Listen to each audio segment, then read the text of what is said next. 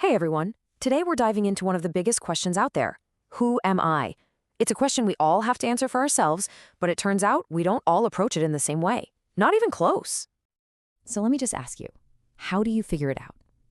Do you search deep inside yourself, hoping to uncover some kind of hidden true self? For a long time, that's what we've been told, that our identity is something just waiting to be found.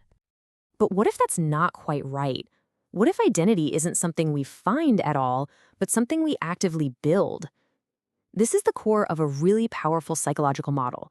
The idea that instead of discovering a true self, each of us is constantly constructing a personal self-theory to help us navigate the world. Yeah, so this idea comes from a psychologist named Michael D. Berzonsky. And he basically says our identity is like our own personal theory of me.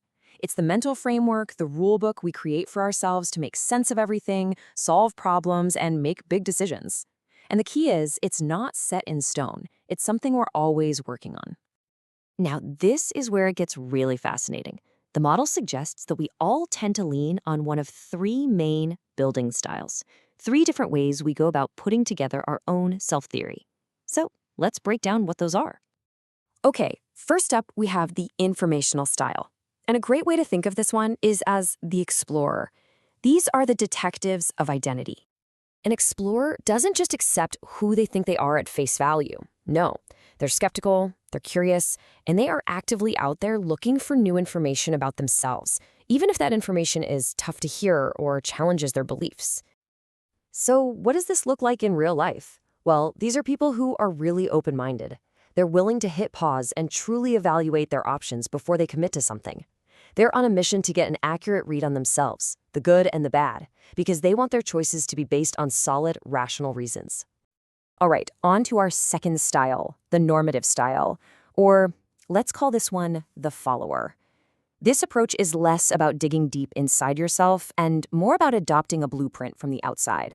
See, followers build their identity by looking outward to their family, their community, their culture. For them, a solid plan for how to live already exists, so they internalize the values and expectations of the people and groups that matter to them, and they adopt that framework as their own. This type of person really prefers clarity and structure. They don't love ambiguity. They have a high need for clear answers. And because of that, they're very protective of their core beliefs. They trust the source of their values, so they can make really firm commitments without all the personal soul-searching an explorer might do. And that brings us to our third and final builder, the diffuse avoidance style. We can think of this one as the drifter. The drifter's number one strategy? Postponement.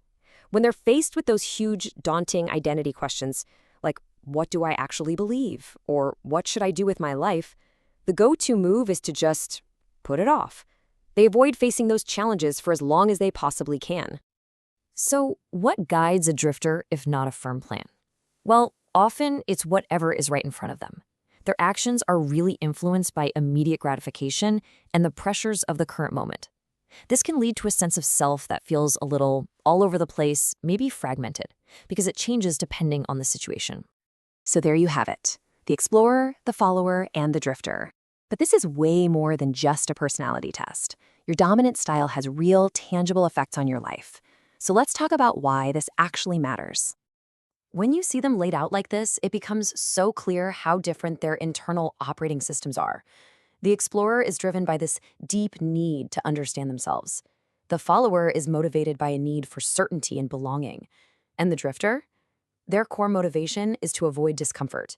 These drivers shape everything, from where they get their values to how they deal with a crisis. And one of the biggest ways this plays out is in self-regulation. Your ability to manage your impulses, your emotions, and your behavior to reach your long-term goals.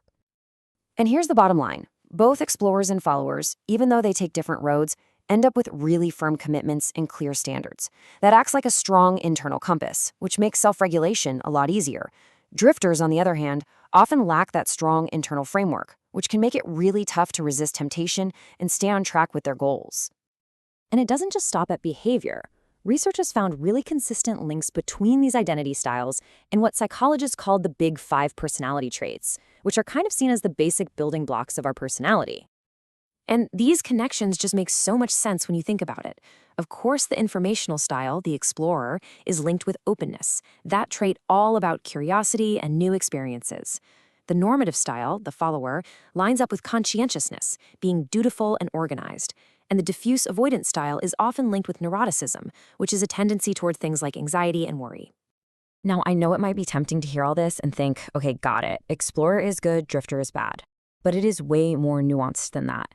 It's really important to understand that no single style is automatically the best one in every single situation. As Berzonsky himself said, how well a style works really depends on how well it fits the world you're living in. For example, in a very stable, traditional community where the path is clear, a normative follower style could be incredibly effective. But in a constantly changing, uncertain world, an informational explorer style might give you a huge advantage. It's all about context. And so that brings it all back to you. As you think about the explorer, the follower, and the drifter, which one of those builders do you see most in yourself? And maybe the more important question is this: is that style the right one for building the life that you really want?